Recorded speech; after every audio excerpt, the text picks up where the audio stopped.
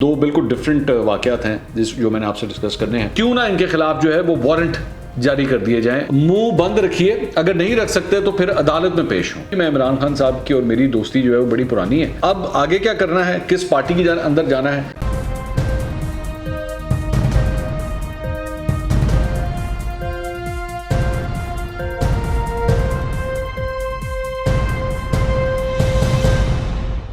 السلام علیکم ناظرین, میں ہوں منصور علی خان. اپنے یوٹیوب چینل کے اوپر آپ کو خوش آمدید کہوں گا. سب سے پہلے آپ سے درخواست کے چینل کو سبسکرائب کرنا مت بھولیے گا اور بیل آئیکن ضرور پریس کیجیے گا. ناظرین, دو مختلف خبریں ہیں جس کے اوپر میں نے آپ سے اس ویلاگ کے اندر بات کرنی ہے. دو بالکل ڈفرینٹ واقعات ہیں جو میں نے آپ سے ڈسکس کرنے ہیں. سب سے پہلے تو معاملہ ہے جی فواد چودھری صاحب کا اور فردوس عاشق اوان کا. اور معاملہ ہے کہ ان کے حوالے سے آج پشاور ہائی کورٹ کے اندر ایک کیس کی سماعت ہوئی ہے, اور اس کیس کی سماعت کے اندر جج صاحب کی جانب سے بڑے سخت ریمارکس پاس کیے گئے ہیں ان دونوں کے حوالے سے. اور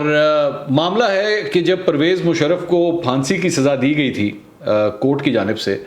تو اس کے خلاف جو وفاقی وزراء نے اس وقت خصوصی عدالت کے جج کے خلاف جو بیانات دیے تھے, اس کے اوپر جو ہے یہ کیس چل رہا ہے پشاور ہائی کورٹ میں. اور وہاں پہ مختلف لوگوں کو جو بلایا گیا تھا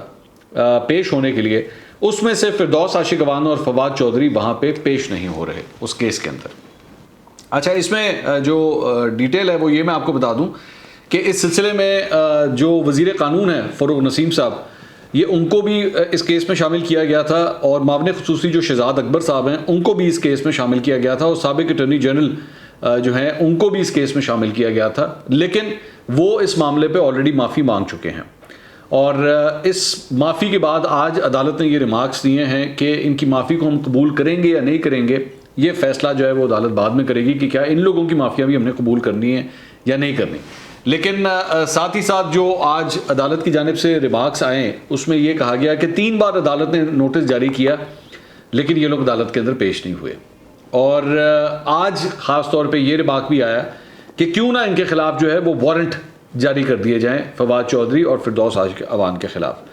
ساتھ ہی ساتھ جسٹس روح الامین, یہ جو پشاور ہائی کورٹ کے جج ہیں, ان کی جانب سے ایک اور ریمارک آیا کہ منہ بند رکھیے, اگر نہیں رکھ سکتے تو پھر عدالت میں پیش ہوں. یہ آج کہا گیا. اور ساتھ ہی ساتھ یہ بھی کہا گیا کہ کیا یہ لوگ جان بوجھ کر عدالت میں پیش نہیں ہو رہے یا پھر شرم آ رہی ہے. ان لوگوں نے پریس کانفرنس میں توہین آمیز زبان استعمال کر کے پوائنٹ سکورنگ اور اپنا جذبہ دکھانے کی کوشش کی ہے. حاضر سرور چیف جسٹس کے خلاف ایسی توہین آمیز زبان کا استعمال ناقابل برداشت ہے. یہ کہا گیا جسٹس مسز مسرت حلالی کی جانب سے جو اس بینچ کا حصہ تھی. اور اس میں ساتھ ساتھ یہ بھی کہا گیا کہ فواد چودھری اور فردوس عاشق اوان کے وکلاء کو آئندہ سماعت پر دونوں کی ذاتی حیثیت میں پیش ہونے کی یقین دہانی کرائی گئی کہ جی وہ ذاتی حیثیت میں پیش ہوں گے, تب جا کے جو ہے یہ معاملہ آگے چلا. اور انہوں نے کہا کہ جی ہم آرڈر لکھ رہے ہیں, اور آرڈر جو ہے وہ آپ دیکھ لیں کہ ہم آرڈر کیا دیتے ہیں. لیکن یہ ریمارکس جو ہیں وہ بینچ کا جو ہے وہ ٹیمپرمنٹ بتاتے ہیں کہ بینچ اب کافی انوائڈ ہے اس بات سے کہ فردوس عاشق اوان اور فواد چودھری اس کیس میں پیش نہیں ہو رہے. دوسری ایک جو ڈیولپمنٹ ہوئی ہے وہ ایک خبر آئی ہے, اور سما ٹی وی کے اوپر یہ خبر رپورٹ کی گئی ہے, اور معاملہ ہے چودھری نثار کے حوالے سے. ایک دفعہ پھر آپ جانتے ہیں کہ چودھری نثار نے ابھی سلیم صافی صاحب کو ایک انٹرویو دیا تھا, اور اس انٹرویو سے پہلے وہ آپ نے دیکھا ہوگا کہ وہ پنجاب اسمبلی کے اندر آئے تھے, جو انہوں نے پچھلے تقریباً 2.5-3 سال سے حلف نہیں لیا ہوا تھا. پروونشل اسمبلی کی سیٹ جیتے ہوئے تھے, وہاں پہ آ کے انہوں نے حلف اٹھا لیا تھا آ کے, لیکن ایکٹیویٹی کوئی نہیں ان کی. لیکن اپنی یہ جو انٹرویو تھا, اس انٹرویو کے اندر انہوں نے یہ ہنٹ کروایا, ان سے سوال کیا گیا کہ کیا آپ کو پاکستان تحریک انصاف کی جانب سے شامل ہونے کی کوئی آفر آتی رہی ہیں یا آئی ہیں. تو انہوں نے تعریف کی, انہوں نے کہا جی میں عمران خان صاحب کی اور میری دوستی جو ہے وہ بڑی پرانی ہے, اور ایچسن کالج کے بیسیکلی آپس میں کلاس فیلوز ہیں. تو مجھے ان الیکشن سے پہلے انہوں نے اس بات کا اقرار کیا کہ 2018 کے الیکشن سے پہلے بھی عمران خان صاحب کی جانب سے آفر آئی تھی, بلکہ یہاں تک کہ انہوں نے مختلف مواقعوں کے اوپر اسٹیج پہ کھڑے ہو کے بھی چودھری نثار کی تعریف کی, انہوں نے یہ کلیم کیا. اور اب آگے کیا کرنا ہے, کس پارٹی کے اندر جانا ہے, کس پارٹی سے اگلا الیکشن لڑنا ہے, انہوں نے کہا کہ یہ میں ابھی جو ہے وہ اپنے دوستوں سے مشورہ کروں گا اور اس کے بعد میں فیصلہ کروں گا. اچھا, البتہ یہاں پہ انہوں نے پاکستان پیپلز پارٹی کی بھی تعریف کی تھی اپنے اس انٹرویو کے اندر کہ جی اس وقت سیاسی جو کارڈز کھیلے جا رہے ہیں وہ پاکستان پیپلز پارٹی سے بہتر جو ہے وہ کوئی نہیں کھیل رہا. تو آج جو خبر آئی ہے سما ٹی وی کے اوپر وہ یہ ہے کہ 2 لوگوں نے جا کے ملاقات کی ہے چودھری نثار سے، پاکستان تحریک انصاف کے لوگوں کی جانب سے باقاعدہ طور پر ان سے ملاقات ہوئی ہے، اور ملاقات میں ان کو اگلے سیٹ اپ میں پنجاب کی صدارت بھی دینے کی بات ہوئی ہے، پاکستان تحریک انصاف کی پنجاب کی صدارت، اور اس کے بعد آبویسلی اگر وہ الیکشن جیت جاتے ہیں تو اس کے بعد پھر کوئی اہم عہدہ جو ہے وہ دیا جائے گا، لیکن اس دوران پھر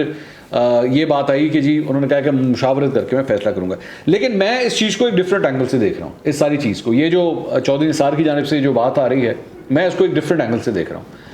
آپ یہ دیکھیے کہ ایک ایسا ماحول بن رہا ہے اس وقت، اس پوری جو چیس بورڈ ہے اس کے اوپر موومنٹ اس قسم کی ہو رہی ہیں جیسے الیکشنز ان قریب ہونے والے ہیں، اور ہر کوئی اس قسم کے، اور میں آپ کو یہ دکھا دیتا ہوں، مطلب چودھری نثار کی جانب سے یہ انٹرویو، چودھری نثار انٹرویو نہیں دیتے، یہ میں آپ کو پہلے بتا دوں، وہ انٹرویو بڑا ناپ تول کے، بڑے ٹائمنگ کو دیکھ کے بات کرتے ہیں، اور انہوں نے اگر اس وقت انٹرویو دینے کا سوچا ہے تو اس کے پیچھے بھی کوئی اسٹریٹجی ہے، اور اس کے بعد اس خبر کا آنا یہ ایک انڈیکیشن ہے کہ سم تھنگ از کوکنگ۔ دوسری بات یہ کہ حکومت کی جانب سے یہ جو بار بار الیکٹرانک ووٹنگ مشین کے اوپر جتنا زور لگایا جا رہا ہے، الیکشن تو بھی 2 سال دور پڑے ہیں، یہ اتنا زور ابھی سے کیوں لگایا جا رہا ہے؟ تو یہ بھی ایک ہنٹ آتا ہے۔ اس کے بعد اگر پاکستان پیپلز پارٹی کی طرف آئیں تو پاکستان پیپلز پارٹی میں بلاول بھٹو صاحب جو ہیں وہ بار بار پچھلے 1 مہینے میں کئی ایسے بیانات دے چکے ہیں اپنے کارکنوں کو بھی، اپنے لوگوں کو بھی، کہ جی الیکشن کی تیاری کریں، الیکشن جو ہے وہ ہو سکتے ہیں اور بڑی جلدی ہو سکتے ہیں۔ اور اس کے بعد خواجہ آصف صاحب نے پچھلے ہفتے کاشف عباسی صاحب کو انٹرویو دیتے ہوئے یہ بات کہی کہ جی موسٹ پرابلی اگلے سال بجٹ کے بعد الیکشنز ہو سکتے ہیں، اور میں بھی اس سلسلے میں کئی دفعہ یہ میں ویلاگز پچھلے 1 مہینے میں نے کی ہیں، اور میں نے آپ کو اس میں بتایا کہ یہ چیٹر چل رہی ہے، یہ سرگوشیاں ہو رہی ہیں ہر جگہ کہ جی الیکشنز اگلے سال ہو سکتے ہیں، الیکشنز اگلے سال ہو سکتے ہیں، اور اس کی بہت بڑی وجہ یہ ہے کہ چند ایسی تعیناتیاں ہیں، چند ایسی اپوائنٹمنٹس ہیں جو اگلے سال تو فیزیبل رہتی ہیں لیکن 2023 میں جا کے پھر فیزیبل نہیں رہتی، تو اس لیے 2022 کے اندر ہی اگر یہ الیکشنز ہو جائیں